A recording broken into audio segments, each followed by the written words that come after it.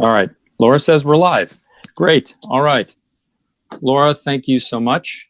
And thank you to everybody. Thank you to the board members. Thank you to Christy and to our attendees and viewers. Glad that everybody was able to make it tonight.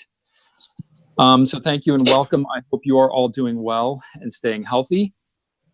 That goes for you. It goes for friends, family, and others. Hopefully your job, your work has not been disrupted in any way. I think it's certainly a tough time for a lot of folks. So much appreciated. So I would ask your patience with any technical issues that might come up tonight. At least in my house, we've been having spotty internet the last couple of days.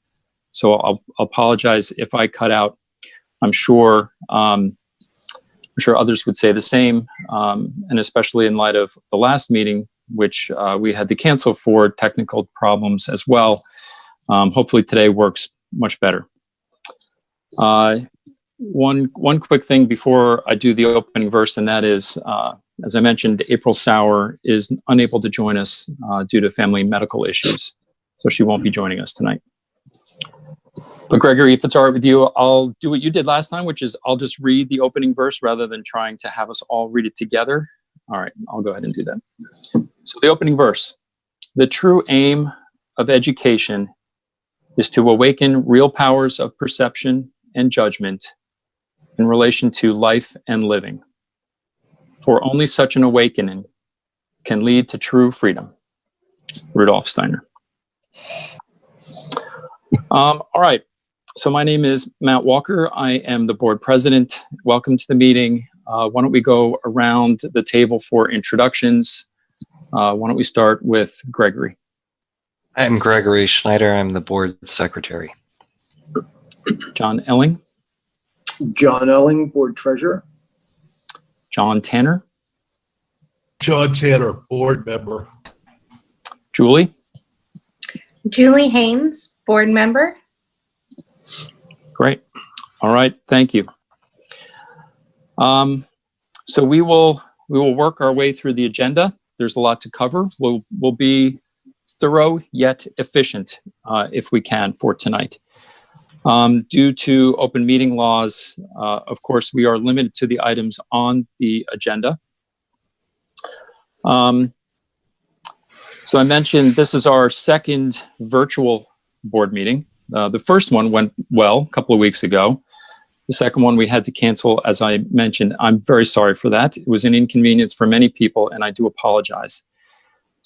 A couple things just to make sure that we are good as board members and guests into the meeting tonight. A little bit of video etiquette reminders. One is try to mute your end when you're not speaking. It can be tough to remember to do that, but please try to do that. Make sure the camera is framed well to your face so that you're showing yourself well. And if you can minimize movement in the background, that's helpful. Or if you need to move yourself for whatever reason, maybe just stop the video for a moment while you do that. Once you get settled again, turn the camera back on to minimize disruptions. In many respects here, what we're trying to do is simulate an actual in-person board meeting. It's not entirely the same, of course, but we're doing the best that we can. Of course, to everyone who may be watching, remember this is a board meeting. It's a meeting of the board that the public gets to attend and observe. We are allowing public comments. We will read them at the end. We do that at our discretion, of course. But like with our in-person meetings, we do sometimes limit the length of those. And so we're doing the same here. But of course, hey, we're all adapting. This is a brave new world. I've heard some folks refer to this as the new normal. I don't know about that. Maybe it is, maybe it is not. We may make continued changes in the future. We'll see. All right. So I mentioned public comments a second ago. We do intend to read them if they were received 30 minutes before the meeting and if they met the other requirements we put in the agenda. A reminder, due to the open meeting law, we cannot discuss or act on topics raised in those public comments unless they already happen to be on our agenda anyway. Of course, also according to the open meeting law, we can respond to criticism. So if there's criticism in a public comment and we choose to respond to that criticism, we can do that. So I think those are the housekeeping items I had right at the beginning. Why don't we move into the approval of minutes?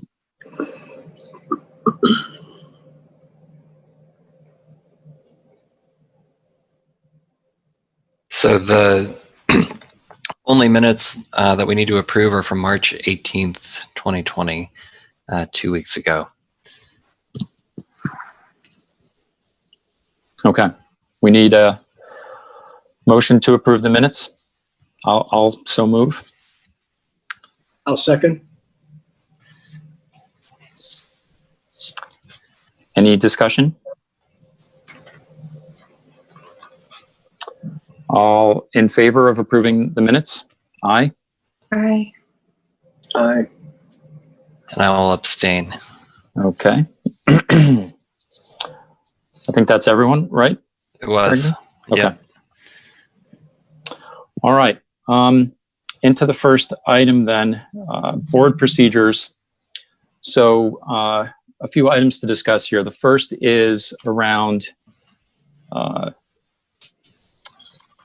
requirements to become a board member. I'd like to remind everyone that the requirements and the procedures to join the board are on the DMS website. Applicants are welcome, as we discussed last time. We have received a couple of applications, which is great. Is there anything else to discuss here as relates to the specifics of the procedures?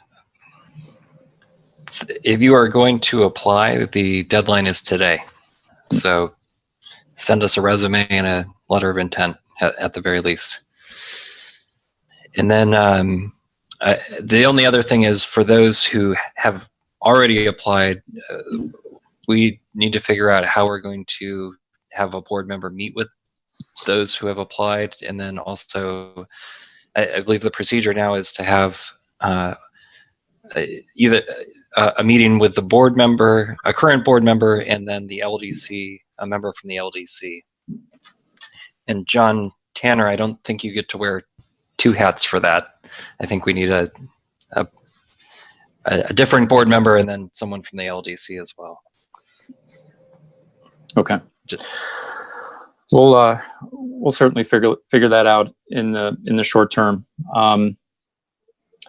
We also need to ensure that we clarify what meetings are regular meetings versus special meetings. So when we talked at our March 18 board meeting, we decided to have meetings every 2 weeks. Right. And I wanted to clarify that those are considered regular meetings, not special board meetings. Is that consistent with what all of you thought? Correct. Yeah. Okay. And the reason that's important is, of course, the requirements to join the board require attendance at, well, the specifics are in the procedures, but in essence, 2 regular board meetings preceding the time you apply. So I do want to make clear that today is a regular board meeting. And we'll make sure that the DMS website reflects that, as do our agendas, as this one does. 2 regular board meetings in the past 6 months. I believe that's what it is. I'd have to look at the specifics. So we'll have to, I don't know if I'm getting ahead, but the attendance for these virtual ones. Yeah, let's talk about now. Let's talk about that now. We need to figure out how to do attendance. When we did in-person meetings, we would send around a sign-up sheet, and folks who chose to have their attendance recorded would simply write their name on it. No one had to. You didn't have to. It's only those who wanted to record their attendance. So how do we want to do it here? How do we want to do it for this meeting, and how do we want to do it? Because I think we were unclear about tracking attendance at the March 18 meeting. So I'm open to suggestions. There are a couple of different ways we could do it, but before I propose something, interested in thoughts and ideas.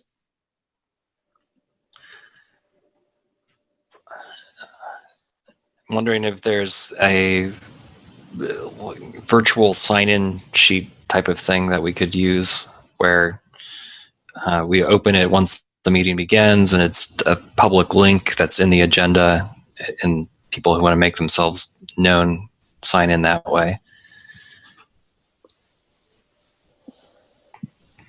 Yeah, and I do have, if anyone is attending via Zoom rather than via the YouTube, they do show up as an attendee, and I can take a screenshot of attendance that way. Okay. I've So also go ahead, Gregory. I've also written the people that I've seen that are attendees in Zoom. I've noted each of the usernames at least. Okay. Now we can perhaps use that going forward, but since we haven't given people a heads up that that's the case for today. Is there a way to track like the YouTube attendees? Because I've heard that our numbers surged. So at one given point, there was 49, I think is what I heard for the March 18th. Do they have to be there for the whole thing? Is it just partial? Is there a way to track those or not? Yeah, it's a fair question. I just don't know. Could you attend? What if you crowded around the kitchen table with several others? Right, and then how do we track exactly. So your attendance that way? 49 could be more a than lot that. more. Yeah. Yep. Now, I don't want to be grandiose. I don't think there was a lot of families crowding around the kitchen table to watch the meeting, but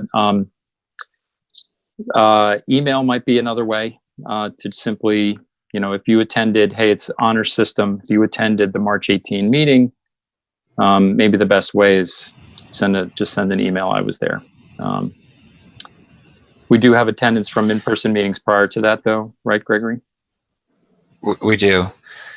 They're noted in the minutes, I believe, and then some of them are on file in the office. So there's a reference to a list that's kept in the board documents in the office. So if there's any question about someone's attendance, then we would need to pull those just to double check. But yeah. I also agree with you. I think the honor system in terms of the March 18th meeting, it's fine.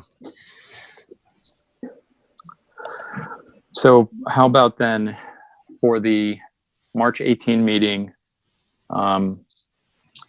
if folks attended, email me. Do I want dozens of emails? No. But hey, it seems like the right and fair thing.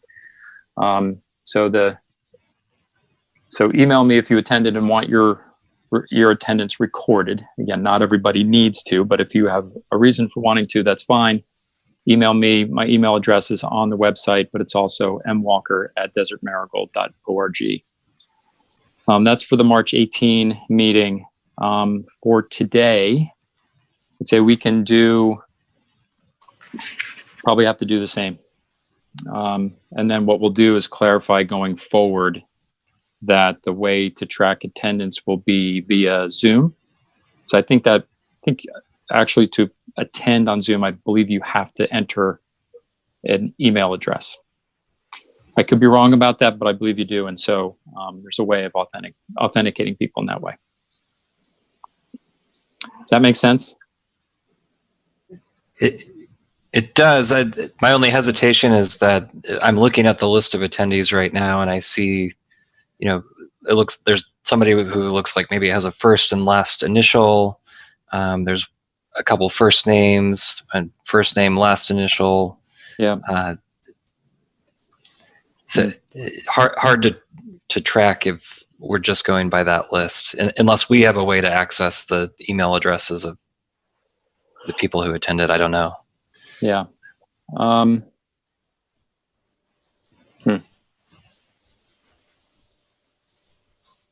Well, my the guess- virtual sign-in sounded good too that you mentioned, Gregory.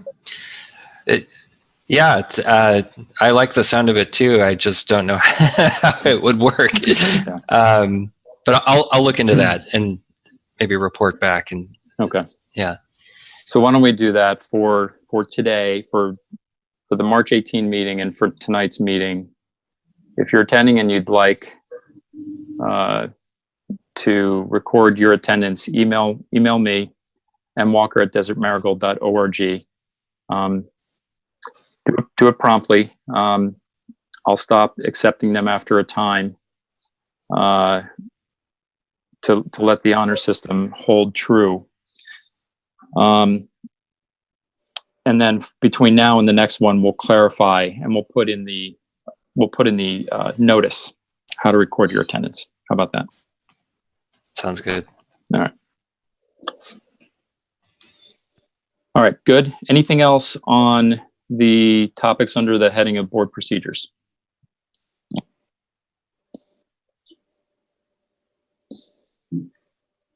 No? Okay.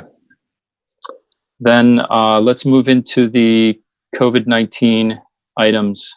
There's a number of items here. Obviously, it is the story of the year. It's the story of the day. So we wanted to start with an update from the administration, from Christy. So Christy, please join us here in the meeting. Looks like you've done that. Thank you. Board members, would you prefer Christy to give a quick general update, or do you have specific questions?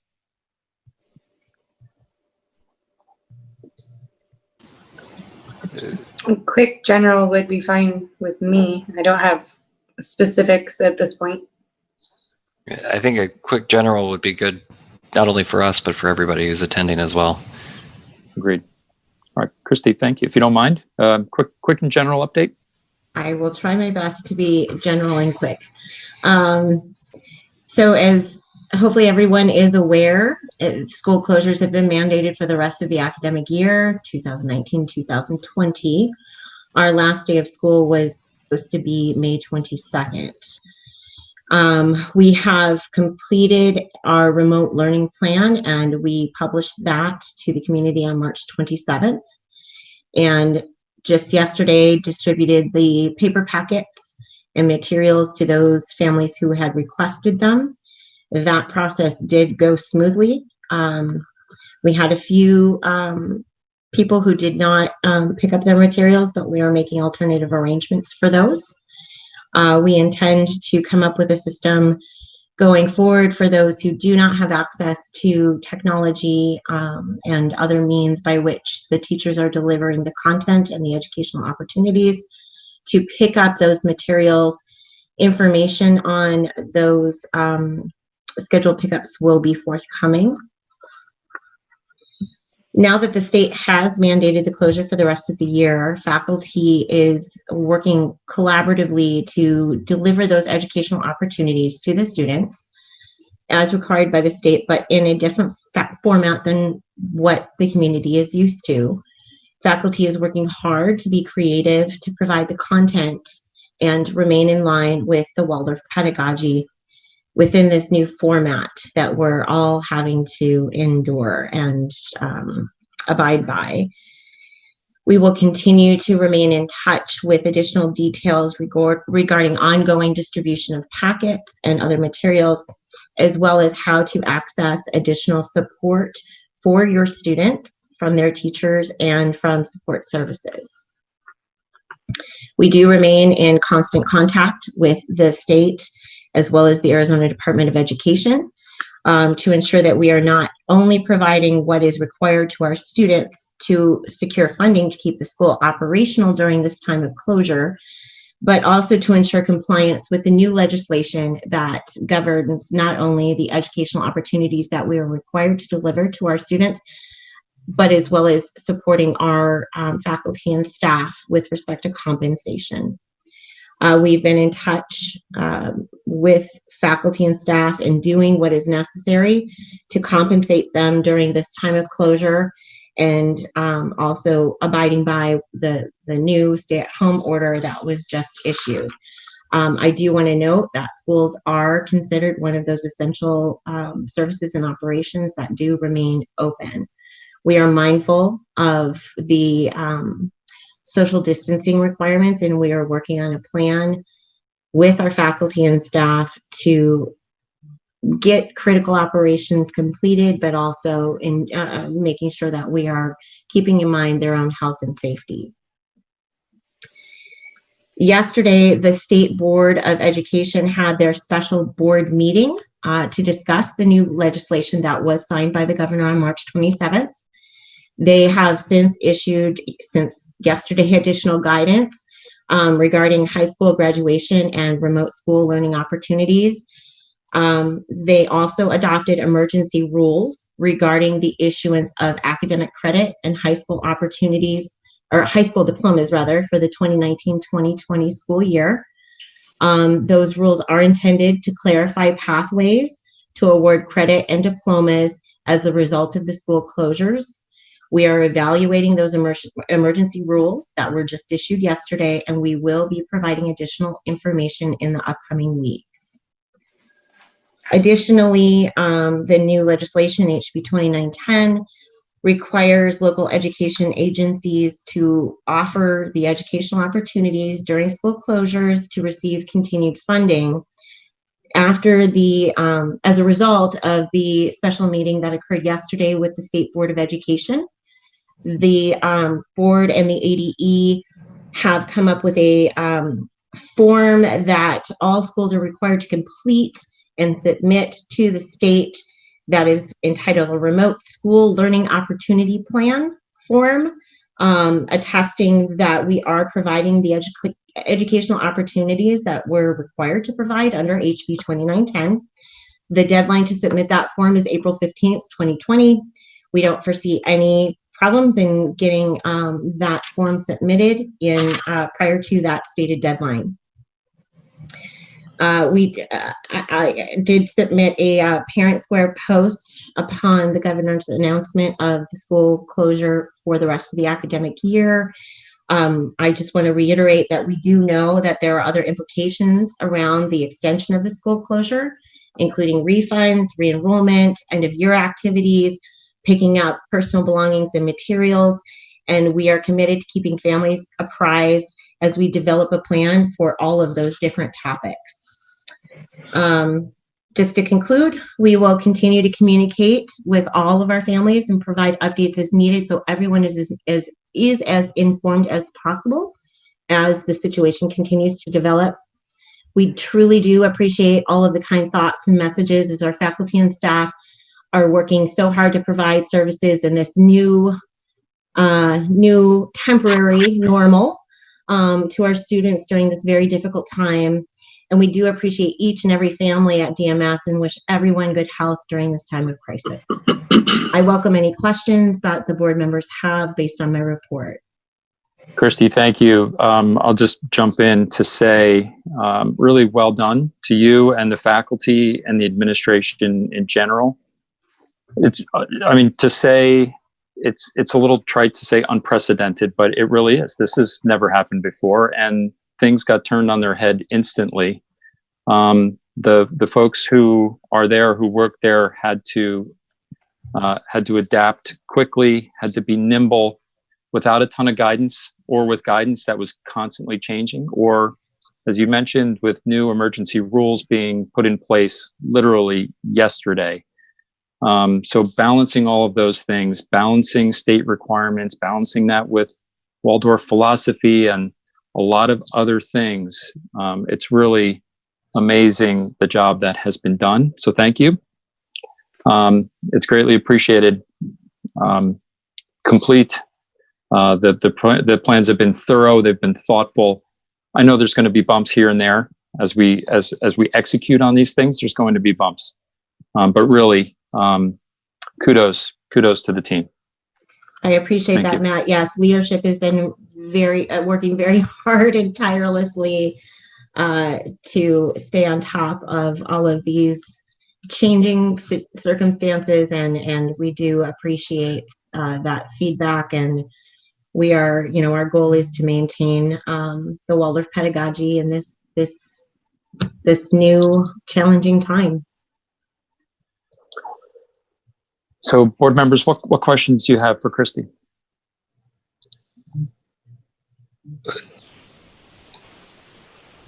What have been the biggest challenges in terms of translating Waldorf pedagogy into remote learning, and how are you overcoming those hurdles? Because it seems to me that our school in particular was at a disadvantage compared to other schools that, where every kid gets an iPad to begin with, and then it's like, okay, now we're just going to do class via Zoom, which is what I've heard some of my friends' kids are doing. I mean, but the whole concept of what we do here is so different. So, can you tell us a little bit more about that? Absolutely. So this is where we are actually collaborating with other Waldorf schools to ensure that we are really tapping into the resources that we have to address this common challenge with respect to the pedagogy. And so I think from my perspective, one of the biggest challenges has been dealing with the technology. It seems to, for the high school, they have it worked out. I haven't seen much challenge there, but again, we are still in its infancy, so don't commit me to that. But yeah, it's really coming up with the types of lessons and materials that parents can do with the faculty and leadership support to continue to make it experiential as much as possible without really stressing out the parents and feeling like they need to teach the children. I mean, this is a really wonderful curriculum, but it is, to your point, very challenging to implement remotely due to the technology. That's why we've implemented the paper packets and the assignments that we can give, and providing the materials so that they can complete some of the assignments outside of your standard ELA and math and science and history. But I just give a lot of credit to the leadership and the faculty to really being creative in coming up with ways to deliver the content as best as possible. I do welcome Mr. Tanner's input in terms of the curriculum and instruction and the challenges, given that he's in the thick of it as an LDC member.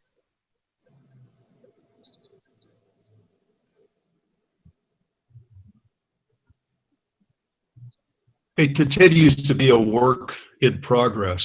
We were given 2 weeks and then 2 weeks again, and we never really knew when we were going to go back. And so now we have to reevaluate, since we have a much longer period that school will be out. I think there will be some challenges in terms of developing an electronic method of delivering the curriculum, and we're working on that now. So I would say, Gregory, that's a huge challenge. I mean, when we're in a school and we say we're not going to use media, and now that's our alternative. So it seems to me that's a huge contradiction right there. At least in the grades. High school is a little different situation. And 7th and 8th grade maybe has a little different flavor to it in this particular context. So I think that's a huge obstacle that we're learning to understand. And we have a big obligation to maintain our work with children who are receiving special services, And it seems to work very well for that department. And that's just getting underway now. So the next time we talk, we'll have more information for you as to how it's going at that time. Yes, and thank you, Mr. Tanner. And just to echo that, I mean, adjusting a living education philosophy to a virtual world is the task of all Waldorf schools now, and collaboration with the other schools, and drawing upon the rich experiences of our own faculty has been really key in getting us to where we are, and we're being mindful and utilizing those resources going forward to develop a long-term plan. Do all the children have the virtual setup that is needed? Do we know? We do know from the parents who have responded to the technology survey, there's a majority who do have access to the internet, which is key because we are, even in the grades, using at least the class websites to provide content and assignments and materials. There's just a few, at least, who have responded who are unable to access any sort of online materials or internet. So we're making alternative arrangements for those families. Okay. We are, along with the paper packet distribution, we're also going to be mailing, snail mail, the information and materials necessary for those kiddos to have the same educational opportunities. Okay, that's great.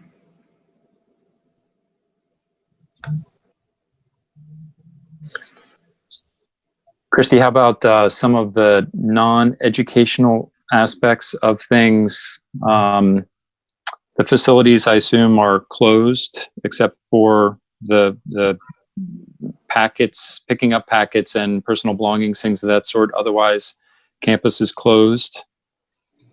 Yes, the campus has been closed since the first issuance of the mandated closures.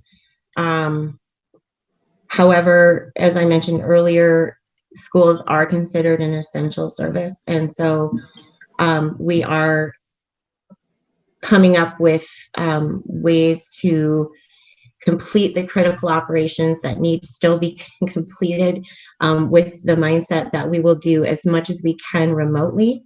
But for those crucial faculty and staff and other employees who need to be on campus, we're being mindful of all of the social distancing requirements and sanitation requirements necessary in order to complete those operational tasks. So I guess I missed it then when you said it earlier, or it didn't sink in. So the governor said his schools are closed for the remainder of the school year, but also carved them out as an essential service and exempt from the stay-at-home order? That's correct. Okay. Therein lies our challenge. Yeah. Lots of paradox.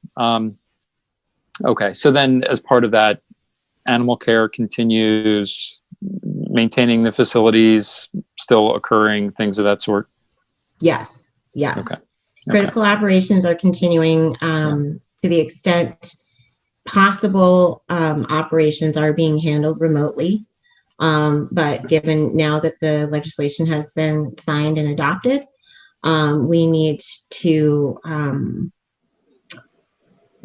identify as much remote work as possible that can be done by our current faculty and staff, and also for those tasks that are just impossible to do remotely, we're going to have to follow the same guidelines, social distancing guidelines, to complete them, and we are mindful of that, and we are now engaging in developing that piece of the longer range plan for the next 8 weeks that the school would ordinarily be in operation. Okay. And since rolling out the remote learning plan, what are you hearing from parents, if anything? So far, I haven't heard anything. I know that there are some, well, in terms of rolling out the remote learning plan, the leadership and the class teachers and specialty teachers have been interacting with parents and answering questions as needed. They have not been brought to me. There are some questions related to how the work is going to be counted, graded, and how do we take attendance to ensure state funding. And those are all great questions that we have some clarity to, but not full clarity. And we're answering those as the guidance develops. Currently, even as of yesterday with the State Board of Education in their special meeting, they did agree that there would be hold harmless grades. We don't know exactly what that's going to look like yet. So there's an update with the superintendent on Friday, which I intend to go to virtually, of course, to get some more guidance on that. But in terms of our funding is based, according to the state, on our 100th day ADM, which, as we know, was a good day, which is great. And attendance is being monitored by the completion of assignments. I mean, a lot of this has to be based on honor code and that the kids are doing the best that they can and they're doing the work on their own. So those are the sorts of questions I've been getting, and but I haven't really been receiving a lot of feedback. So far, and it is in its infancy. We just literally rolled it out on Friday. Paper packets were picked up yesterday. So we will continue to monitor and adjust the plan as needed to serve the best interest of the students. And we'll also be updating any FAQs as we continue to get repeated questions. I did include the FAQs with the remote learning plan that was posted on Friday, and we will continue to update those as the situation develops. That's great. Other questions, board members?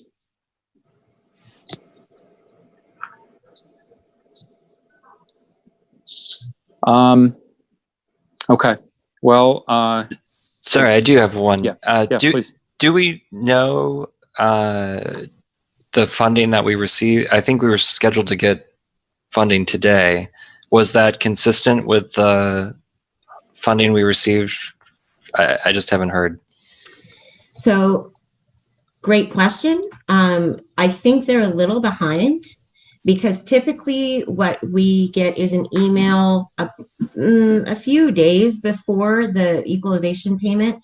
We didn't get that, so we went into the ADE system, saw the amount that was assigned to us. It is $11,000 short from what our ADM payment was for the 100th day.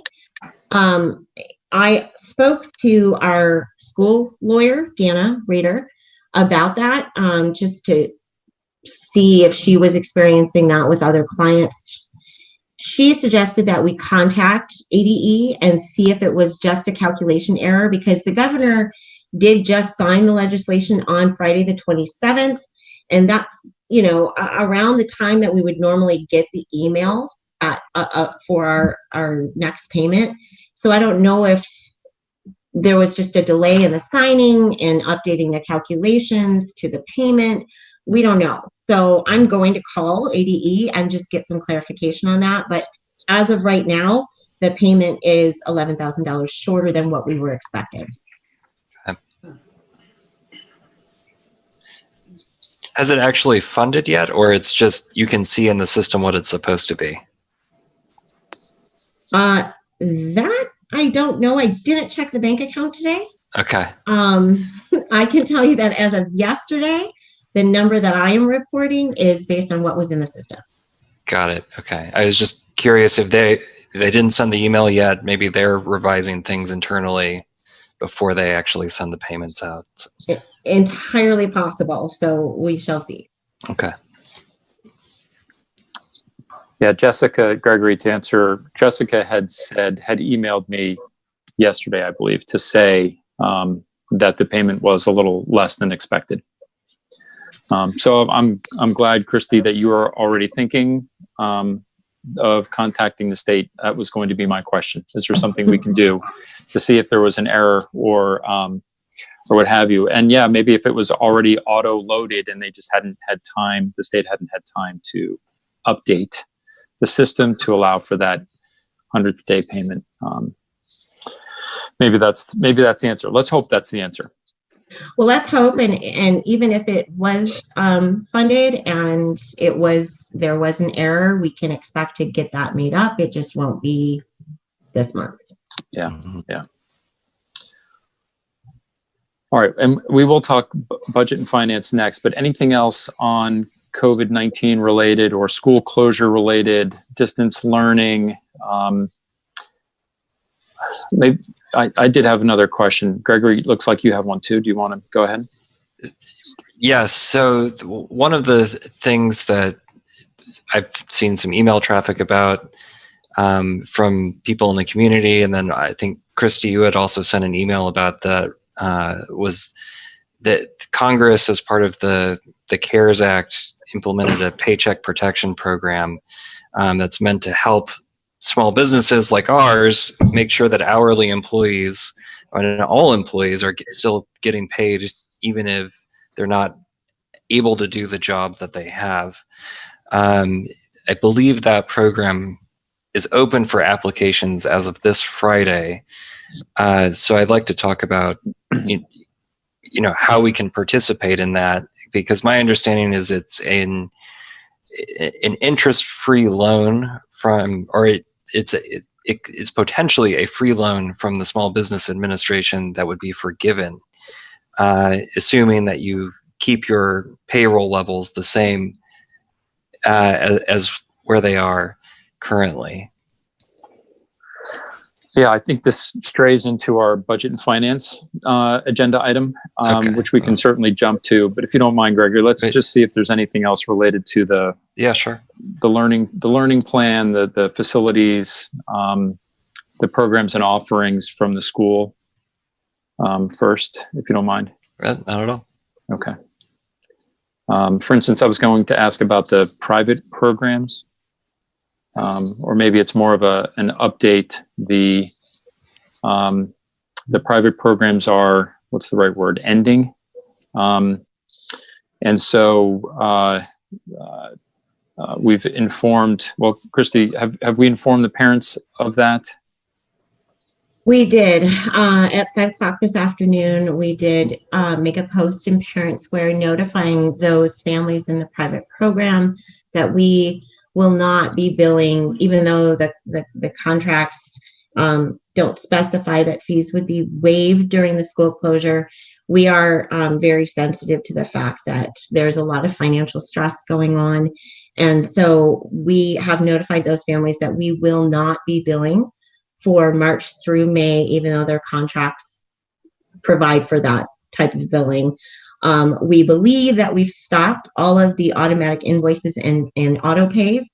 But if we've missed someone, we've asked them to just contact us, and we will rectify that as soon as possible. We've also notified them that, if some families have paid ahead, some have paid an entire year of tuition in advance. If they want a refund, or they'd like to convert any or all of what is remaining, if they want a refund or they want to convert that to a donation, to email us and to let us know, and we will make whatever adjustments are necessary and best for their families. And I think that's all that I had to update. Oh, except one more thing. So even though the private program, we're not reopening campus for that, even though it's allowed under the recent legislation, the private program teachers are continuing to provide those enrichment activities consistent with the charter kinder and early childhood programs. So they are also providing the enrichment activities during the school closure for the remainder of the school year for those families who requested them. And yesterday, in fact, during the pickup, both the private programs and the charter programs had all of their materials put together, and we were cleaned out. So I was excited to see that families were receptive and excited to take those materials and work on them at home. Yeah, that's wonderful. All again on short order when none of us saw this whole thing coming. So yeah, I appreciate the school's flexibility with respect to billing, and it's an acknowledgement. I think that it's the right thing to do, to refund those monies for services that, because of this, won't be provided in the way that that folks had intended. All right, good. Anything else on school closures, distance learning, things of that sort? Okay, hearing none, why don't we move, or Christy, did you need anything from the board as it relates to those topics? I do not. Thank you. Okay. All right, budget and finance topics. I think there's several items to chat about here. A few of them I think are in the nature of updates, and then certainly the topic that Gregory was teeing up is one that will require some discussion and possibly some action by the board. So a few quick updates first. The first one is obtaining updated info from Aspire. John Elling, did you want to speak to that? Yeah, certainly. So, I did have one conversation with Priscilla. I got set up on the, the bill pay, and also QuickBooks is where they keep all of our information at. And so I've been able to start reviewing some of that. And Jessica just sent out, and I think she sent it to you and I, Matt, the cash flow statement, the most recent one. And it did reflect that lower payment that Christy had mentioned that we had gotten. And so hopefully that that will be improved once we contact ADE and that there was an error in that. But we still have plans, as long as the board agrees, to have Priscilla come to the April 15th meeting to be able to go through some of these items and reports and help us to be able to digest them. I also think by that time, we should have a little better idea of, some of the different cost savings because of the school closure, but there also may be some, incidental expenditures because of the distance learning that we're doing now. And so we have to get a handle on that to see where we're at.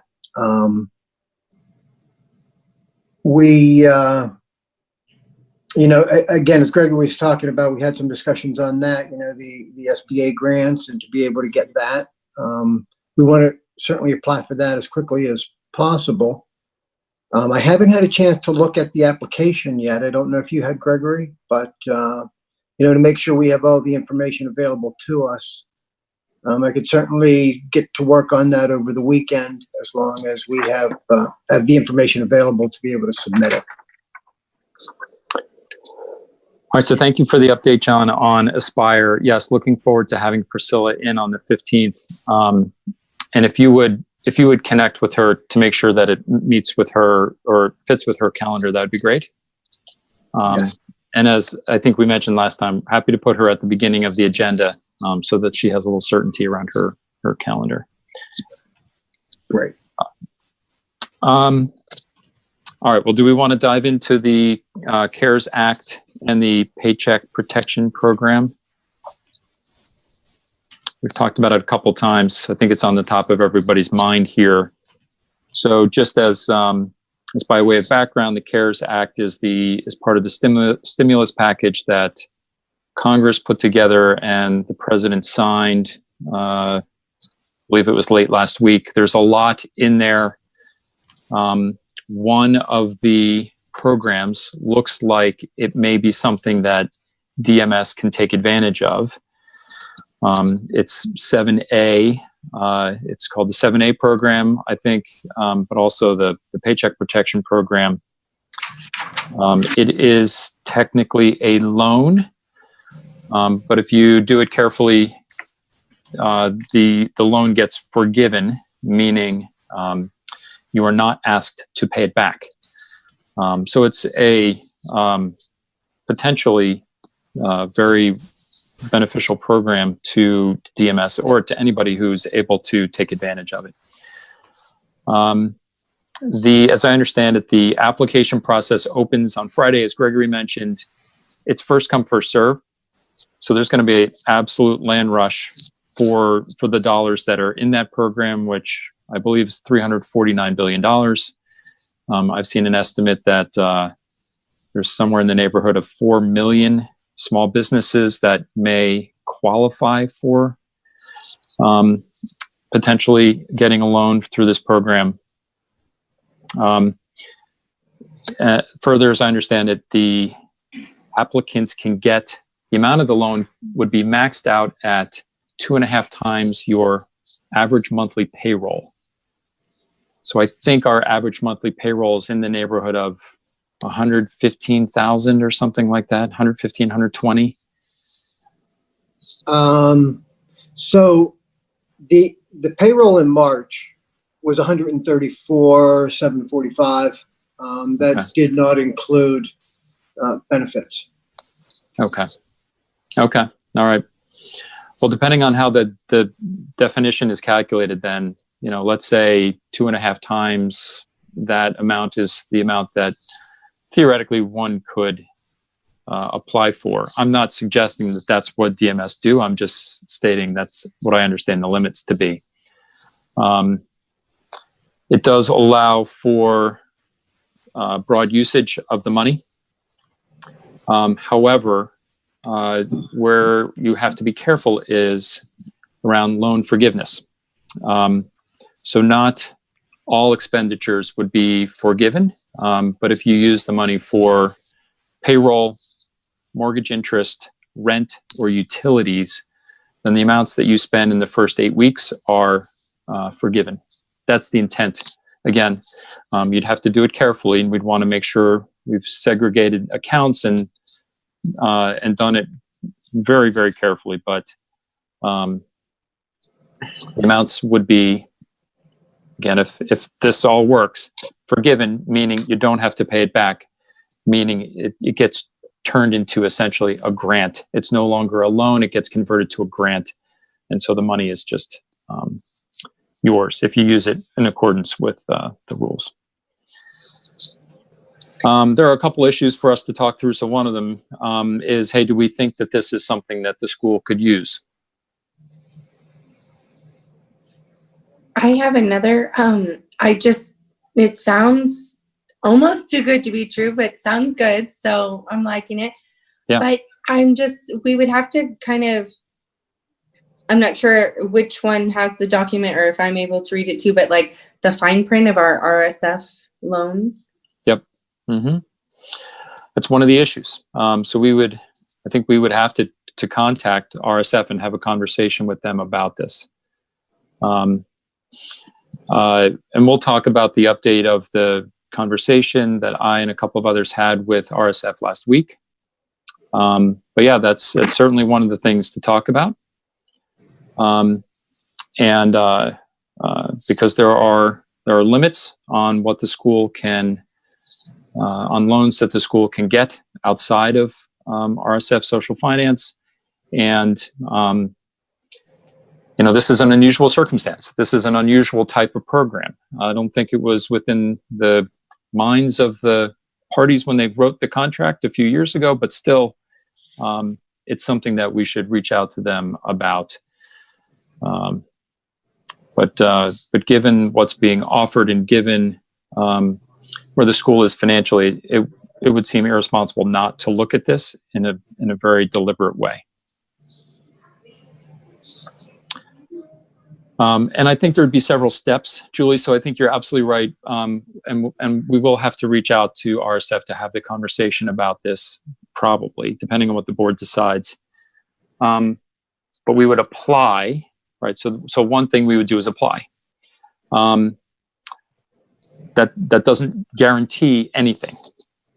So the act of applying is different from actually taking the loan. So again, we could probably get things in motion rather quickly, because I'd hate to miss out on the land rush.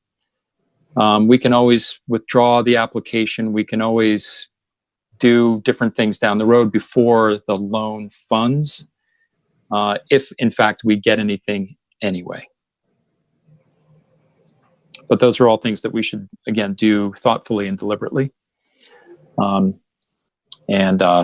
would certainly want to reach out to RSF, likely tomorrow, to see if we could talk about this. Because if it opens, if the gates open Friday morning, that does leave a short time frame for turnaround of this. Yep, absolutely right. What are other thoughts and questions?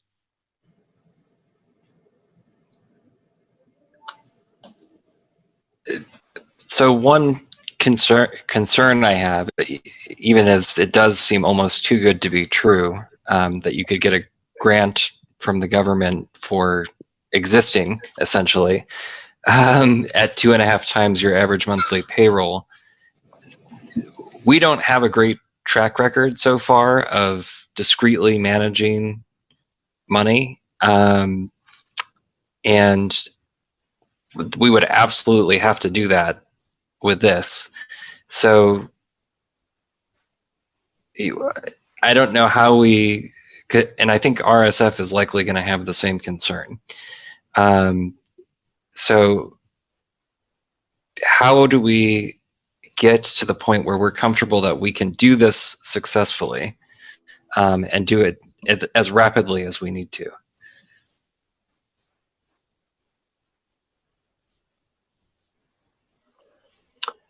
And John Elling, this might be something that Aspire would assist with. I know that other accounting firms that cater to nonprofits are putting together assistance programs to help entities like us work through the issues. Mhm. So I wonder if Aspire would do the same. Help us bookkeep it properly. I can make that call and find out about that and see if they also have some information some other clients may already be thinking about applying as well. To speak to what Gregory had said, I think we have to, make a move that if indeed we, are successful and we do get this loan grant, those funds shouldn't be put into the general fund, but should be drawn out exclusively for, those approved expenses, just to make sure that it doesn't get put into the wrong bucket at the wrong time. And so we, can verify every penny that's spent out of it is going into the right place, an allowable place, to make sure that we don't forego it being a grant down the road. One of the things I think maybe Christy, you can help with this one. I was wondering if you could get us a list of those people on board that, the ones that are essential, that are still providing the instructions right now, and then add to that list those people who are hourly, office workers, school aides, and other things. Because, I understand with this program as well, that they don't have to necessarily be doing the same job they did before the shutdown. But, you have to be able to show that they're still actively working and not, we're just not getting this money and keeping them on the payroll. Well, there's no significant contribution they're making to the school at this time. So, John, part of that is what I did forward. I hope I forwarded to the board last night, it was the last communication. I had been in contact with the faculty and staff and all employees, updating them as the situation has developed and additional guidance has been provided. What we needed to do initially was to reach out to all employees to find out whether they were committed to working their normal workday schedule, whether it be remotely or on campus. So I have done that, and I'm getting the feedback and putting together a spreadsheet of who is willing and able. And I can certainly provide that. In terms of the salary teachers, as long as they are providing their lesson plans and fulfilling the terms of their contract remotely, they will receive the same salary that they've been contracted to receive. But yes, I can certainly provide that list to you. Right, yeah. The teachers and the instructional staff, I don't think we have to be concerned with there. There's going to be plenty to verify they're doing what their job is. It's just, we just make sure that we have all of the hourly folks and other ones that have been displaced from their normal job that may not be called for right now, and what are they doing to contribute now, because I think that's going to be part of the parameters of the program that we're going to have to comply with. And yes, I am compiling that list, and I can certainly share it with everyone. Great.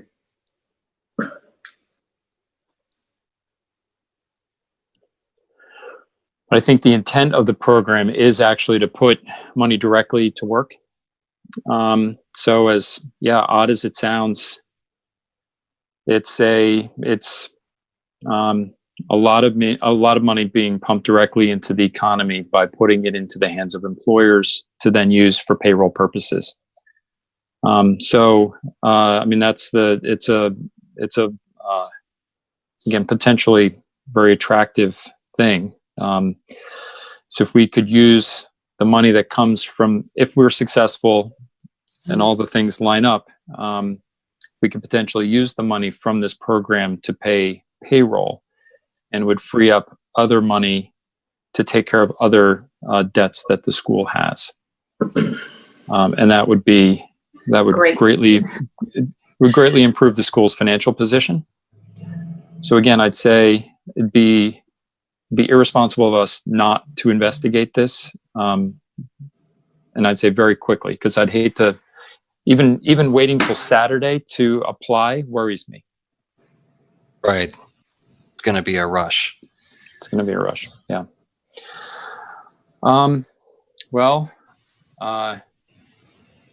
So let's see. So I would say that, it would probably have to be Christy who submits it. So we would need to authorize her to do that.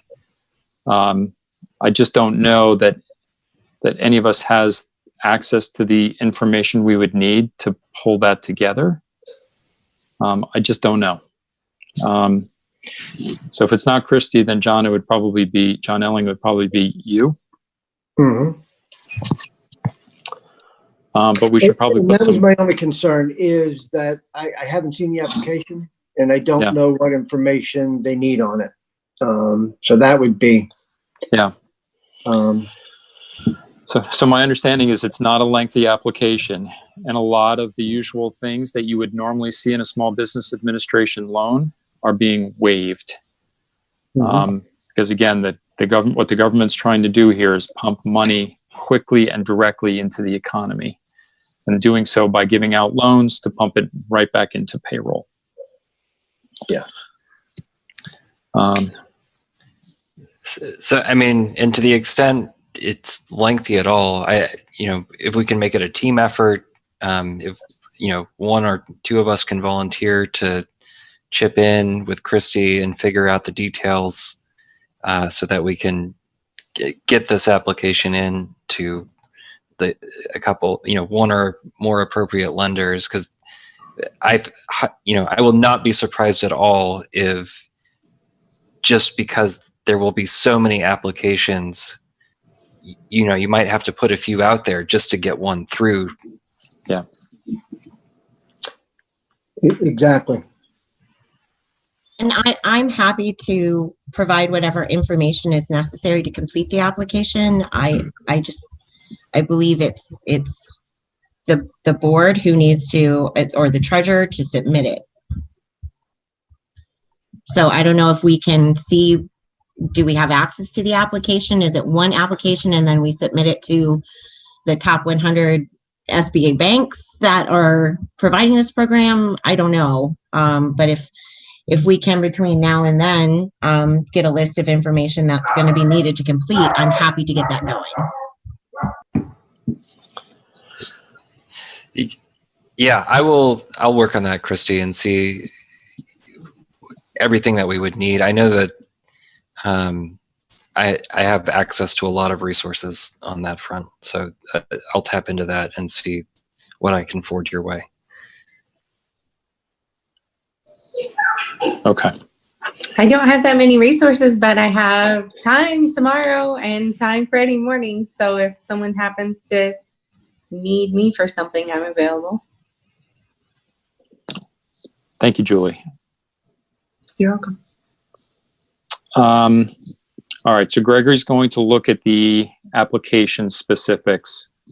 John Elling is going to call Aspire and check with them. Hey, are they offering any services around this? And also, if we somehow, if all these things line up, we're able to get a loan.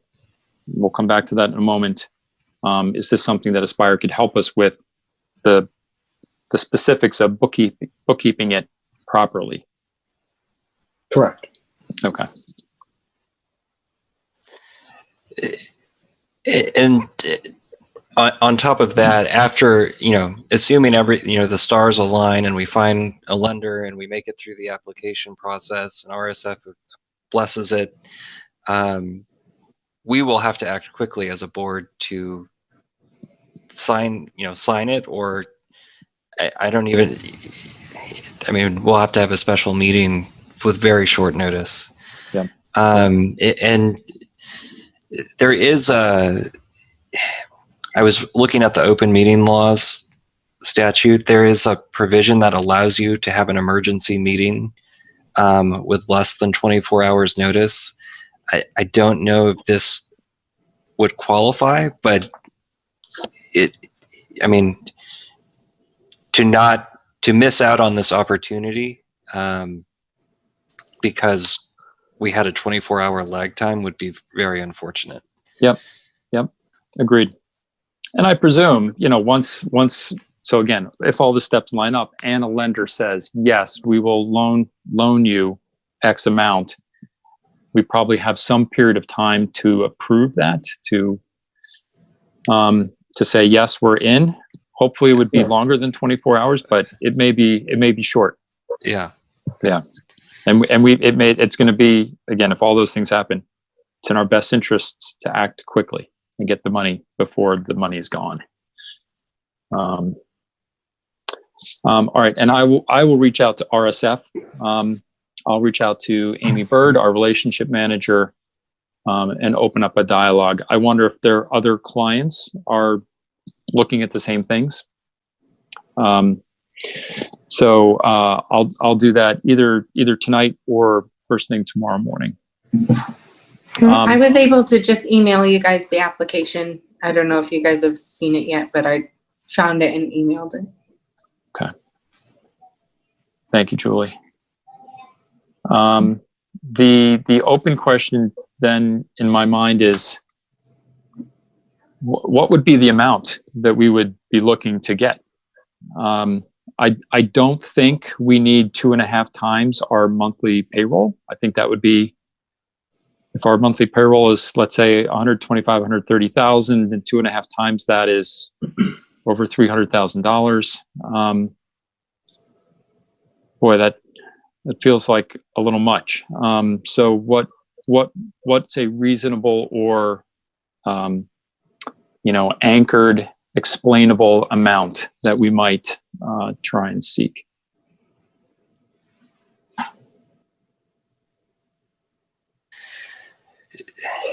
Is there a reason not to see, because it would essentially turn into a grant. I mean, is there a reason not to seek the max amount? It sounds like, yeah, the risk is it doesn't get forgiven. For whatever Yeah. reason, if the rules change or something happens, then we've got a large loan at agreed a low rate, because I think they said the maximum rate was 4%. So that would be wonderful, but still, hey, that's a little more debt than we want or need. right. One of the things we could do with that, though, is, if we get it, and again, we put it not in the general fund, but in a different one, and only spend it as we need to, then even if it turned into a loan, we would have a bulk of the sum left to pay back right away. And Well, I think we have to. I think it needs to be spent within 8 weeks, John. So I think that's why 2.5 times, maxing it out at 2.5 times payroll, sort of the math lines up there a little bit. And it also says that the payroll costs are capped at 100,000. Is that per person though? That was my Oh yeah, understanding. you're right. Yeah, Yes. yeah. Sorry. It's all right. Just trying to quickly read through the the info.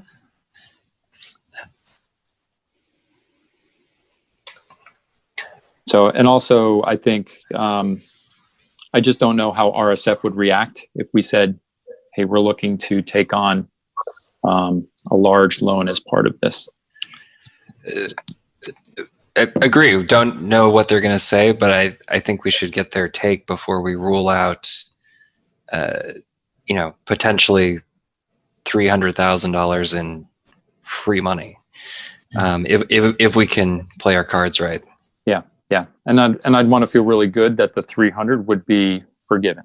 Yeah, agreed. That we can Exactly. actually spend that amount, and therefore that's the amount that gets forgiven. Yeah.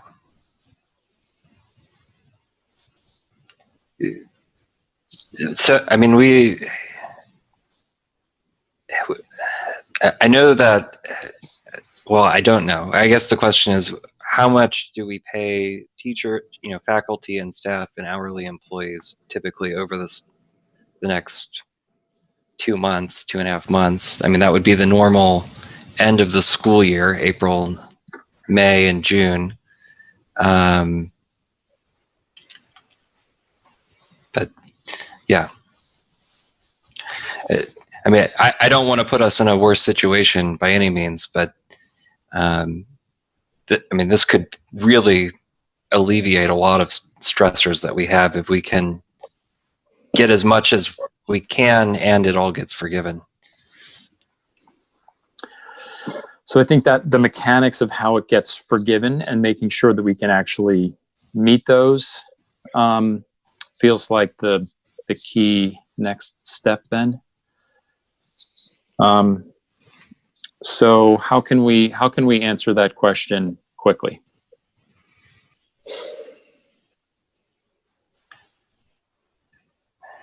I mean, I can take a look into the mechanics of the forgiveness, and so that we can be at least confident about what the guidance is now about the terms and whether we think we can meet them, and what we would spend this money on in the next 8 weeks to meet all of those terms.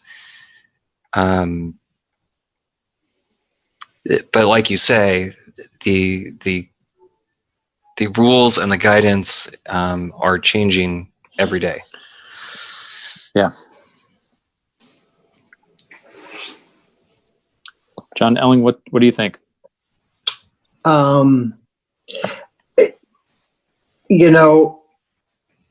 Even if we do get approved for the loan at the maximum amount, you can reduce that when you take it.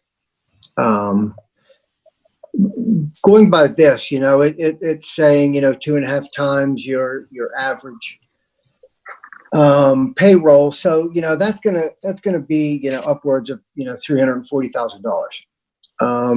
If it covers 2 months of our payroll, You can also use it for your rent, mortgage, interest, utilities, which are going to be extremely low right now. But I do think within the parameters of the program, we could use that much money.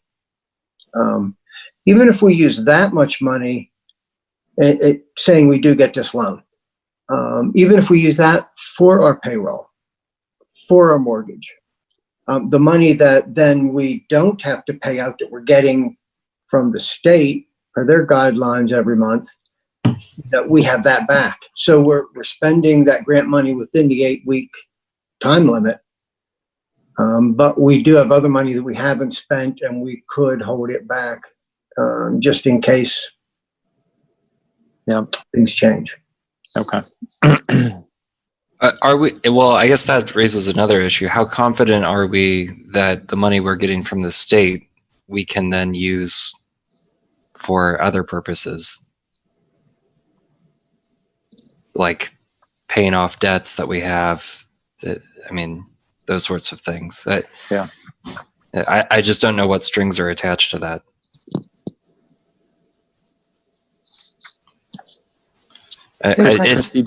Christy, do you happen to know? The money that comes from the state, is it earmarked in particular ways? In terms of our equalization payment? Yeah, the monthly payment from the state. Yeah. Yes, it's earmarked, for, well, I should restate that. There are certain things that we need to use that state payment to cover, which includes, 301 and class site fund and things of that nature, but it doesn't dictate to such detail as to what we use the payment for beyond what we are statutorily required to reserve for teachers. Yeah, there would be certain parts of it, like the 301 money would be earmarked for that. If you're going to get Title I money, it's got to be earmarked for Title I services of students that qualify. Same with some of the special education funds from the Fed that we get, have to be earmarked for that. But I think just the general amount that we get each month from the state, the per student allowance, probably on any normal business operation expense. Correct. Including, facilities. Well, as a charter, we don't get funding for building and facilities maintenance. Right. But the money that we do get would be able to be used for facilities as well. As long as we're covering the other things that we're statutorily obligated to cover. Correct.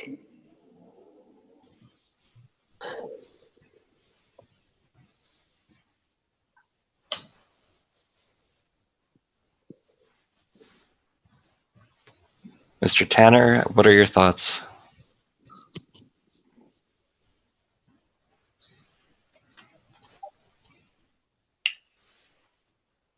So at this point, we don't really know what we could use the money for. Is that, if I'm following the conversation? It has to be for paying our employees.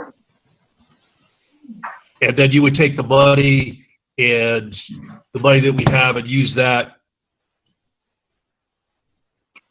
to pay other debts, as Gregory said, or fulfill other obligations? Is that what I'm to understand? This loan would be used to pay the employees, which would potentially free up our other state funding, which we would maybe then be able to use to pay our debts back with. And the issue here is, the issue there is that money has to be directed to those sources. We can't just say, oh, well, we could take this money and pay off something else. We can't, buy something that we need. They will not forgive it. Yeah, It's they will not directed forgive it. at that. Yeah. Yeah. Yeah.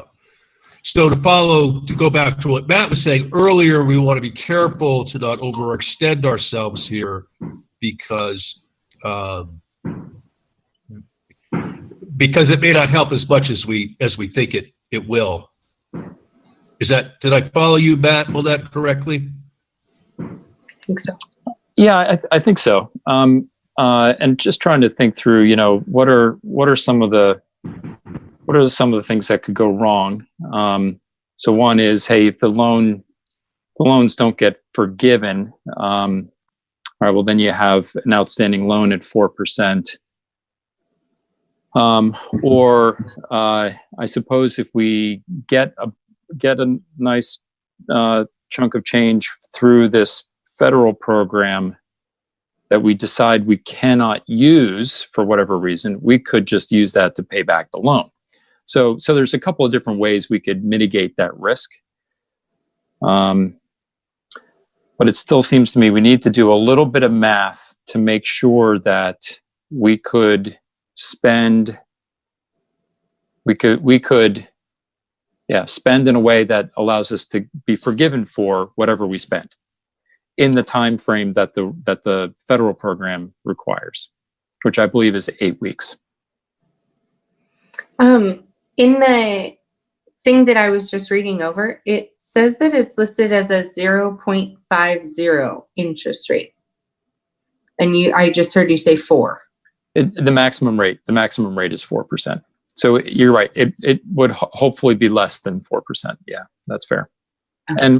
But we would have to see what these private lenders, because the way it works is it's actually a private lender that lends. It's just backed up by the Small Business Administration. So you do apply to normal lenders. Okay, so then that lender is then the one who they're either going to get paid by us or they're going to get paid by the state. Okay. The federal. Federal. And so it says that the loan is due in 2 years. Does that sound right? It may be. We've been, I think, so focused on the forgiveness part of the loan that, I don't think we have any interest in taking out a loan that would not be forgiven. Am I right? Is everybody agreed on that? Yes. Okay. Yeah. The idea here is to only take what would be forgiven. Yeah. I'm just, because I was reading over the stuff from the Treasury right now, that was one of the things that I noticed. Mm-hmm. Okay. All right. So then, so Gregory, at least I think I heard, do 2 things. One is to review the forgiveness requirements. Like what are the specifics around being forgiven, having the loan be forgiven, and make sure that those get circulated. Also looking at the application itself. Right. John Elling is going to reach out to Aspire, see if this is on their radar and might they be able to assist us in record keeping it properly. I'll reach out to RSF, and we'll be mindful that we may need to act quickly.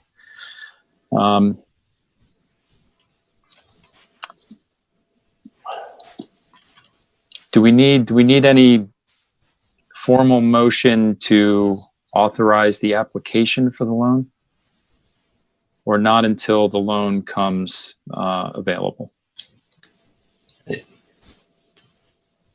I think we only need board approval to actually take on the debt. I'd have to open up the bylaws. But in terms of just applying, I don't know that we need to authorize someone. I mean, if we want to belt and suspenders it, maybe we just do that anyway. Christy, it looked like you had a comment or a question in there. I just wanted to ask a question before you made any motion, and that is, I just want to be clear as to administration's role. I just wanted to confirm it. So John Elling, as the treasurer, he's going to be securing the submission of the paperwork for the loan, and I assist along with Aspire to get the information necessary to complete the application. I just want to be clear. I think that's right. Yeah, I think we're all chipping in to help John Elling put together an application that he would then file. Okay.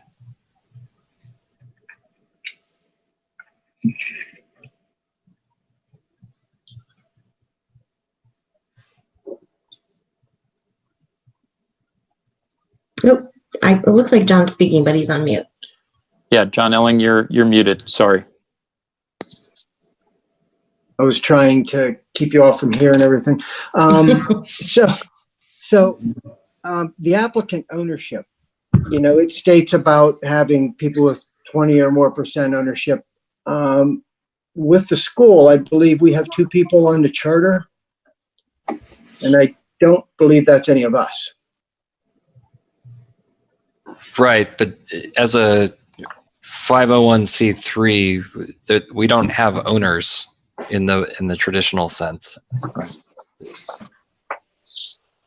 Okay, so we could just leave that blank?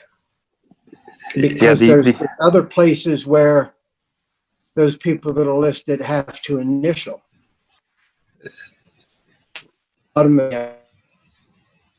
Right, and we might have to be, I'll look at the application, but we might have to be a little loose with the interpretation of owner for purposes of the application, and then clarify in supporting documents with a particular lender. But, we're a 501c3 nonprofit. We don't have owners. We have people authorized to act on the organization's behalf. And to be clear, that the nonprofit is the VSWEA Inc., Valley of the Sun Waldorf Education Association. Yep. Okay. Yep. Gregory, right. Is there a time we could speak tomorrow on this? Yep. Anytime except for 10 a.m. I'm free. So let me know your schedule separately so we don't tie up everybody coordinating. Okay. All right.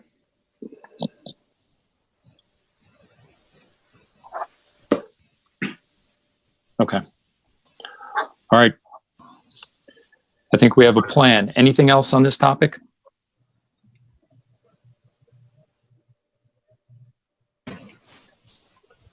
No. Okay. All right, good. Well, team, thank you for being nimble. There's a lot here. It's all brand new. A lot of folks are looking at the same issues and trying to figure them out. We are not alone. But thank you for leveraging your personal professional experience to help out here. We'll see what we can make happen. All right, we've talked about a few other topics in here. We talked about the state funding and Christy following up with the state. That's great. I'll give a quick update on the conversation we had with RSF Social Finance, and then Gregory, and John Elling, feel free to chime in. So we've used their name, mentioned them a few times tonight already. Obviously, we value our relationship with RSF Social Finance a great deal. It's a significant relationship for financial and other reasons.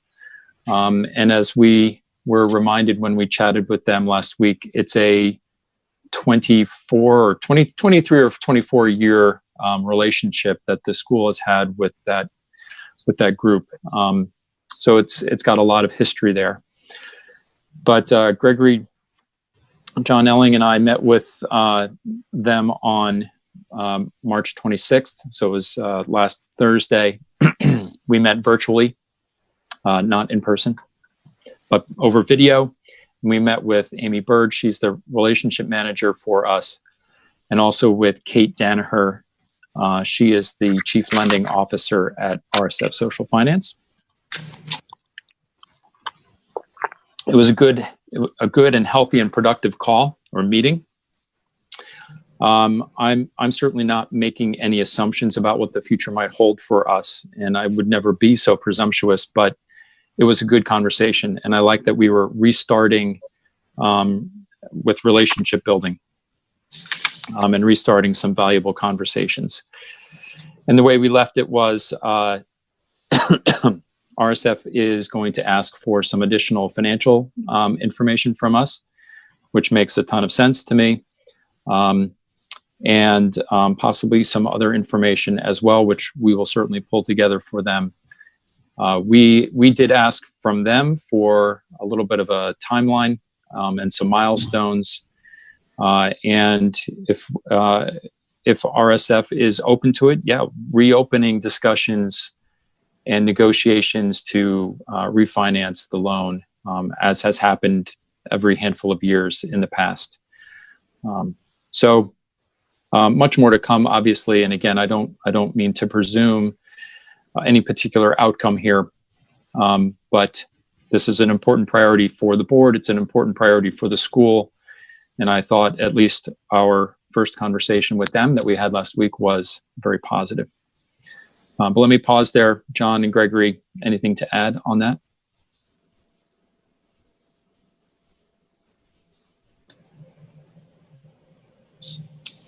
Not a lot to add, Matt, but I, mirror your thoughts on that. It was good to start those conversations, and I thought they were very positive. They seem very receptive to continuing the relationship that we've had for, I guess they had said it was, 25 years or so. So I look forward to that and, our next conversation with them. Yeah, I agree. I don't have a whole lot to add to that. It obviously, the way, Matt, if you're okay, I'd just like to speak to a little bit about the way that loan is structured and why it's so important that we are rebuilding and repairing and that this is positive. So the loan is structured so that it's the payment terms are for 5 years, and then there is a balloon payment that's due at the end of that 5 years. So the way this has worked since 1996, I believe, is that we have had a 5-year payment term, and then we have refinanced that loan with RSF about every 4 or 5 years after that. And so the loan becomes due this October if we don't refinance. So the fact that they are sending us very positive signs and we're sending them very positive signs and we're rebuilding is all very good in terms of ensuring the financial integrity of the school moving into the next school year. So it truly was a very good conversation, and I think very positive. But like you, Matt, I don't want to presume an outcome, but if we can meet what they're asking for and we can get this done in a timely fashion, it's going to be very good news.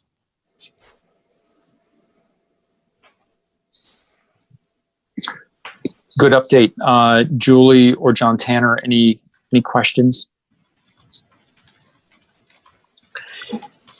No, not for me. Glad to hear that. That's great news, and hopefully it'll just keep looking even better until October. No, thank you for that update. It was well done. And anything we could do for relationship building on so many levels, I really appreciate seeing that. So thank you for your work. Yeah, good. I think we'll come back to this group and others, John Tanner, with because I suspect RSF will want to hear more about a few things. So once we know a little bit more about what exactly they are looking for, we'll circle back. All right, great. Let's talk the budget process. So things are in full swing, planning for next year, despite the COVID-19 issues. Planning and preparing for next year is, like I said, in full swing. So specifically around the budget process, just to highlight a couple of things, and then John Elling, if you have anything to add, please do. Christy and staff are already working, have already been working on the budget for next year. A lot of things are being pulled together. Christy is going to commence the re-enrollment process, set that in motion. Again, it's a little bit odd to do it because students are not coming to school every day, but it's clearly an important part of the process for the school, and so that will be in motion. And John Elling is getting up to speed on these things and others. Some of the details of the school's finances and payment schedules and the accounting software, things like that. John, what else is on your mind about this? You know, and just add what you said, you know, what we really want to look at this year, and we had talked about this, I know, with Christy and Jessica when we had a discussion with them, that we do want to get the budget in order as early as possible this year. You know, contracts for teachers are going to be going out, and, you know, we want to get to some enrollment process in. So we really want to have a good number of what our money from the state is going to be before we finalize a budget. Enrollment's going to be a big part of that. And so the quicker we can get that number, the quicker we can put a budget together that's fiscally responsible. Agreed. And again, us sort of this board's commitment to getting our financial house in order. This is an important component of that. So again, love to see the focus that we've put to it already. All right. Anything else on the budget and finance side of things?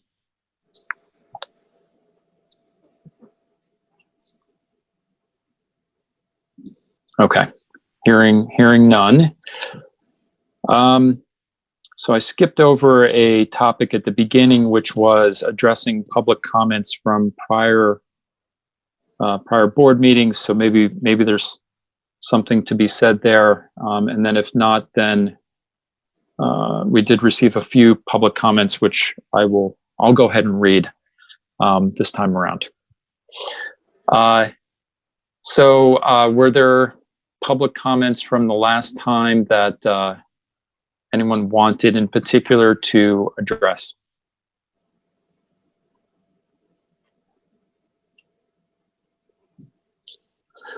While you guys are thinking, I'll go ahead and say a few things. I do, of course, appreciate thoughts and comments from the community. I'll point out that words of support are welcome also.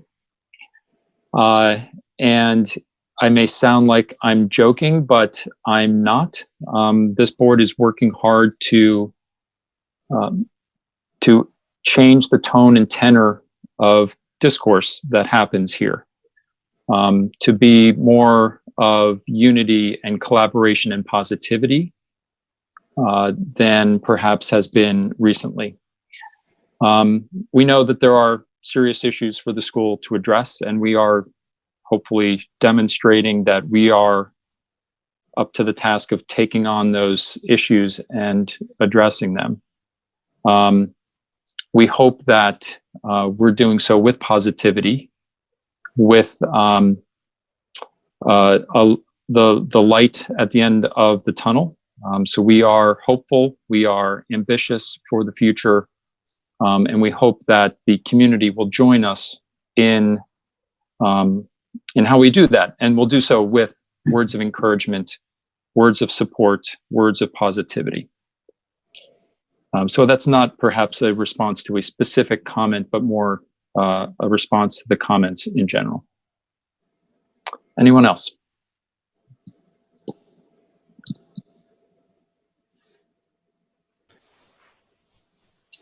I always really appreciate Adeline's comments too, that have the Rudolf Steiner and, you know, Waldorf woven into them.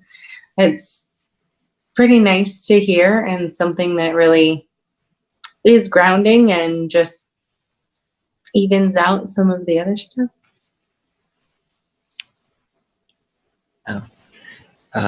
The only thing I would add on to your comments, Matt and Julie, which I agree with wholeheartedly, are that words of support are great. We're not looking for, someone to just praise us, or to praise what the school is doing just for its own sake. But if you see a problem, we would welcome your ideas for solutions. We want you to participate in this school in every way that you can. And I'm not going to pretend like I have a solution to every problem that's going to come up or that's in front of us. And it's much more helpful to me personally, and I think to the board, if not only can you identify a problem that you're seeing, but if you have thought about it enough to offer a solution or some guidance, that would be extremely valuable to us. And we would welcome that and listen to it. And we're still accepting applications until later on tonight. So if you have those great ideas, come on over.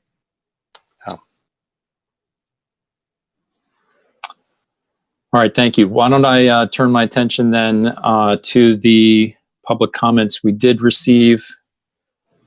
Bear with me a moment as I switch applications here.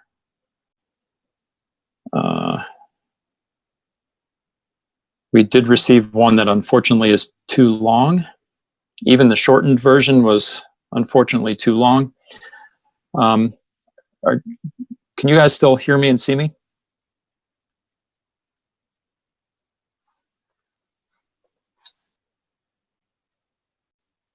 Oh, there we can see you now, Matt. Okay. Could you hear me while I was saying all of that? Yes. Okay. All right. All right. Going back to that other app. Hang on.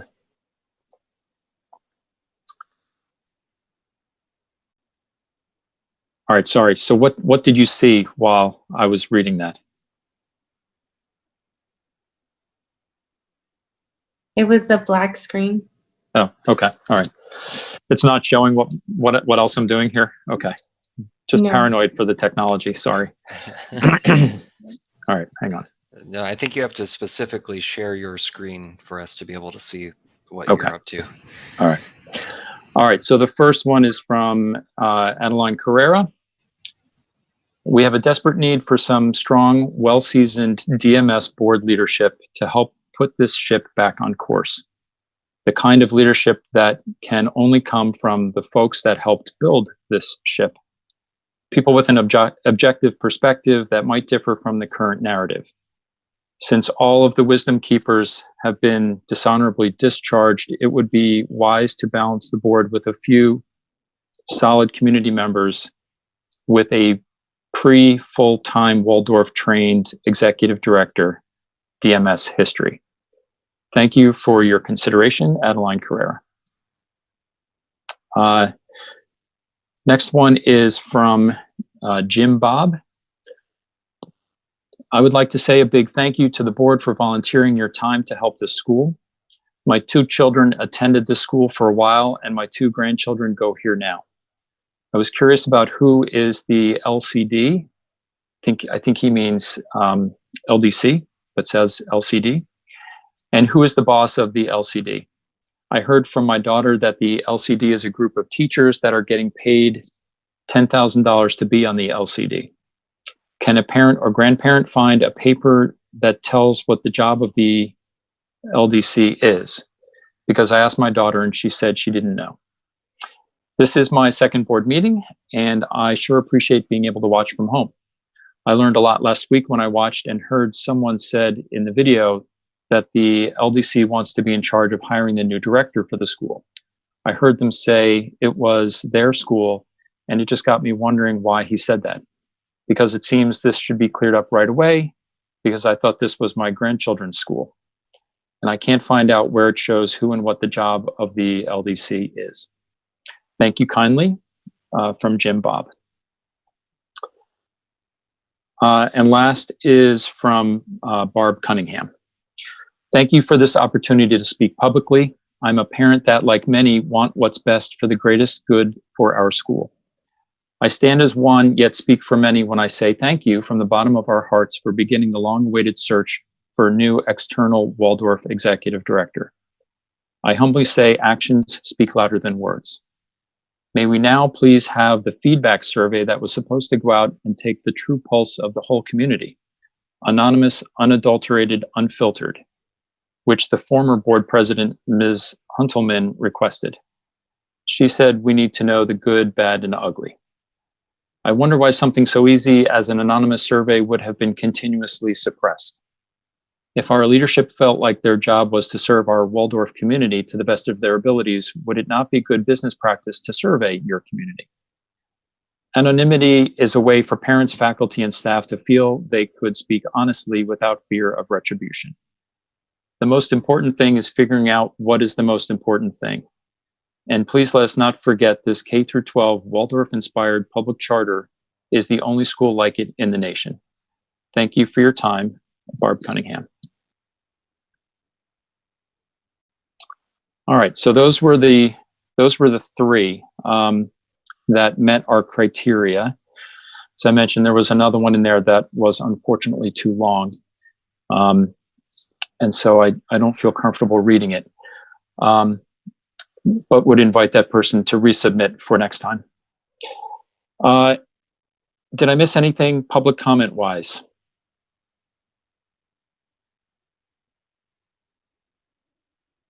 All right. Hearing, no.